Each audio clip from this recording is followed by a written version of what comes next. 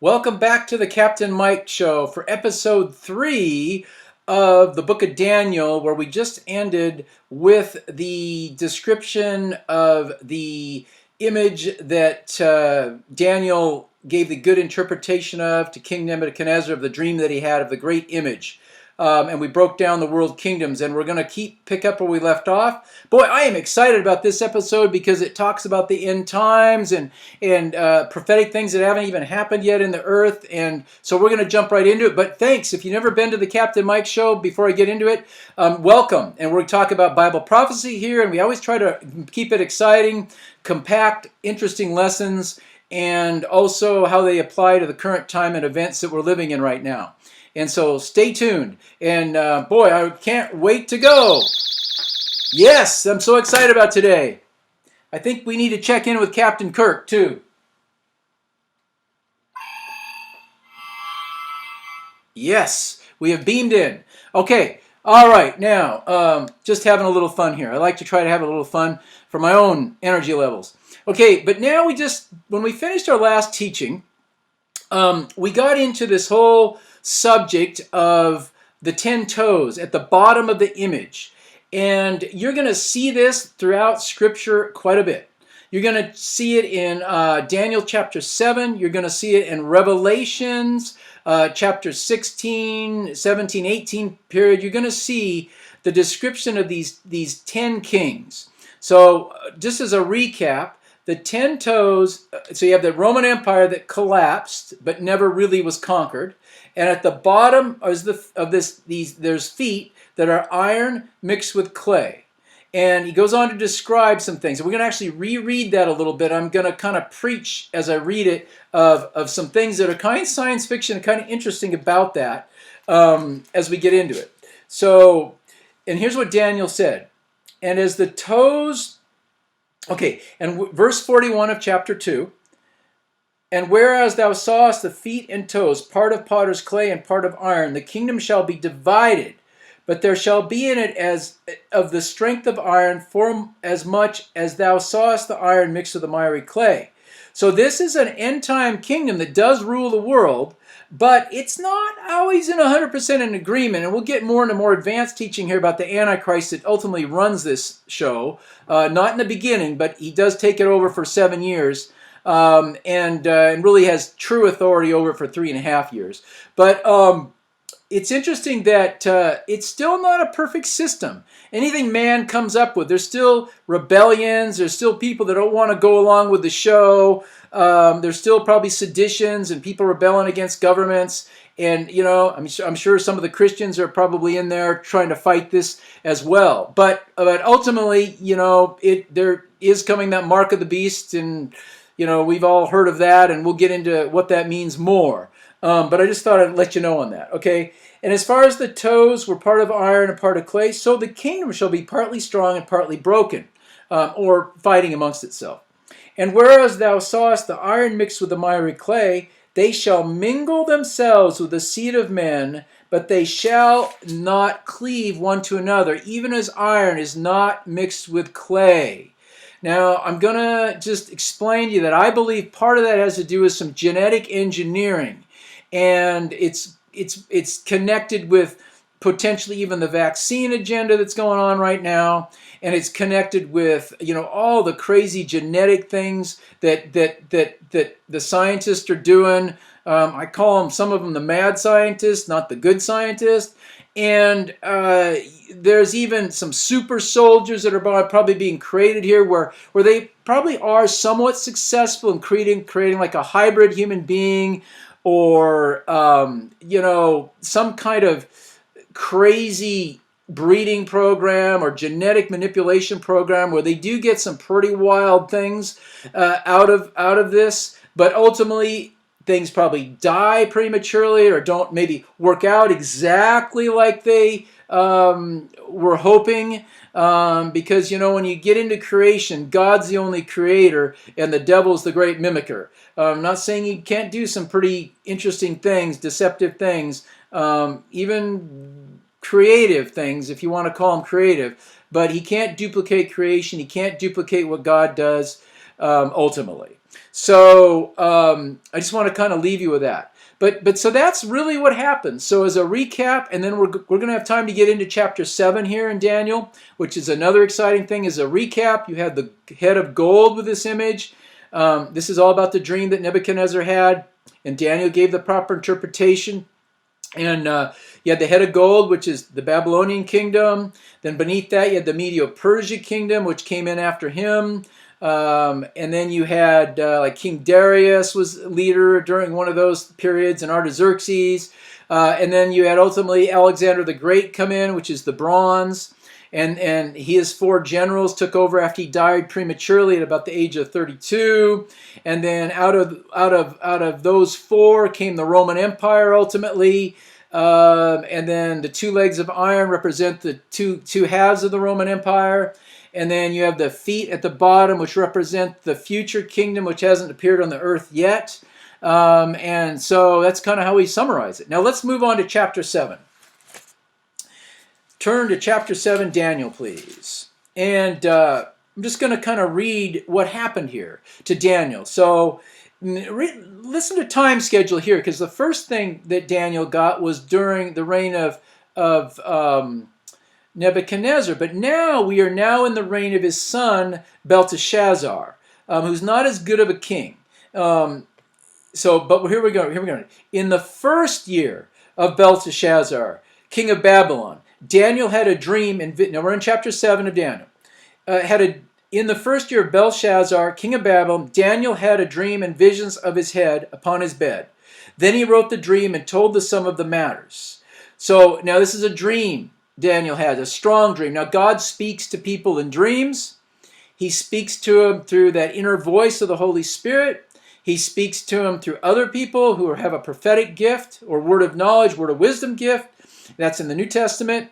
And he speaks in sometimes visions, or open visions people have. Another method is angelic visions, where angels will appear to people and speak to them. So there's quite a few different ways God has getting man's attention if necessary. And he doesn't always just speak to the squeaky clean Christians. Once in a while he'll show up to heathen kings and get their attention, like he did with Nebuchadnezzar, like he did with Pharaoh, with Pharaoh's dream. Side note, moving along. Okay, Daniel spoke and said, I saw in my vision by night, and behold, 4 winds of the heavens strove upon the great sea. And the great sea in that time is considered the Mediterranean Sea. And 4 great beasts, oh, this is exciting stuff here. And 4 great beasts came up out of the sea, diverse one from another. So what you're going to find out with this beast is actually a strange, morphed, another example of the great golden image, the great scary image that Nebuchadnezzar saw in chapter 2. It's just a different version. Just like the book of Matthew, the book of John, the book of Luke, Mark speak of kind of the same thing that happened, but from different perspectives. This is God's way of giving us a different perspective. This is why Bible prophecy is not as hard to figure out as people and theologians make it seem. Okay, thank you. The first was like a lion, and had eagle's wings. I beheld till the wings thereof were plucked, and it was lifted up from the earth and made stand upon a feet as the man. Okay, well, we've obviously, Babylonian was like the lion, the eagle's wings, okay? I beheld till the wings thereof were plucked, and it was lifted up from the earth and made to stand upon feet as a man, and a man's heart was given into it. And behold, another beast, a second like a bear, and it raised itself up. Now, man, this is kind of getting fast forward in prophecy for you guys, but should I rabbit trail on this or not? Let me think. Okay, I'll throw this out there. You guys may not fully understand this, may have to do a separate teaching on this. But when prophets of old, like Ezekiel, Jeremiah, Isaiah is probably the biggest one that does this, Daniel, okay? Now, when these prophets get especially Old Testament prophets, when they would hear something from God, a lot of times they would get something from God that was for the time they were living in, or for an individual that they were the same time period they were living in. But then God would flow through the Holy Spirit's power upon these men. He would, all of a sudden, they would start to go in these visions and these words that would all of a sudden, zoom out into the future somewhere. It could be like a couple hundred years in the future, or even some people like Daniel or Isaiah, they saw way out beyond, to even beyond where we're living at. And so you got to kind of know when these Old Testament prophets are prophesying over the time or individuals they're living in, or when they've switched all of a sudden gone through this spiritual doorway and now they're actually prophesying something in the future, like to when Christ would come, or then even beyond, leapfrog even beyond that, beyond 2020 we're in right now, okay, beyond that period. So you got to kind of watch it. They can be sneaky with that, and once you kind of learn that, it kind of opens up some new levels of understanding to the Bible. Okay, now moving on. And behold, another beast, a second like a bear, raised itself up on one side, and had 3 ribs in the mouth of it, between the teeth of it, and they said thus unto it, arise, devour much flesh. That's Medo-Persia. That's another, the bear is another example of Medo-Persia. After this, I behold, there appeared a leopard, which had upon the back of it 4 wings of a fowl. The beast had also 4 heads, and dominion was given to it. Now, so this is actually pretty easy, even though this is super kind of weird image. We can break this down and know this is Alexander the Great, because I've already kind of explained that before, and actually even Daniel explained it in chapter 2. After this I beheld, and lo, another like a leopard. A leopard's a fast-moving cat, which had upon the back of it 4 wings. And Alexander the Great was known for what's called the Blitzkrieg, or lightning war, where he would just, with a small amount of men, hit people so fast and hard they didn't know what hit them, and he was very quick, very efficient. And so this is why he's called a leopard, and he has 4 wings of a fowl. And the beast also had 4 heads, and dominion was given to it. Now 4 heads represent those 4 generals that took over after Alexander passed away. Okay, after this I saw in the night, verse 7 of chapter 7, after this I saw in the night vision, and behold, a 4th beast. Now this is the end. I'm just going to say this ahead of time, even though I could say it afterwards. Either way. I'll probably say it both, because if you guys have watched my videos, I sometimes do repeat myself. Okay, after this, I saw in the night visions, and behold, a 4th beast, dreadful and terrible, and strong exceedingly. And it had great iron teeth. It devoured and brake in pieces, and stamped the residue with the feet of it. And it was diverse from all the beasts that were before it. And it had 10 horns. Whoa, there's the number 10 again. These 10 horns coincide with the 10 toes in the image, and the 10 horns will coincide with the 10 horns you'll see in the book of Revelation coming up. So this is exciting. Not hard, is it? God's pretty give us a breadcrumb trail of what's going to happen. I consider the horns, and behold, now this is where you got to pay attention. Now we are, heads up. This is exciting. Pay attention, pay attention, pay attention. Antichrist coming on the scene, Antichrist coming on the scene. Okay, I considered the horns, and behold,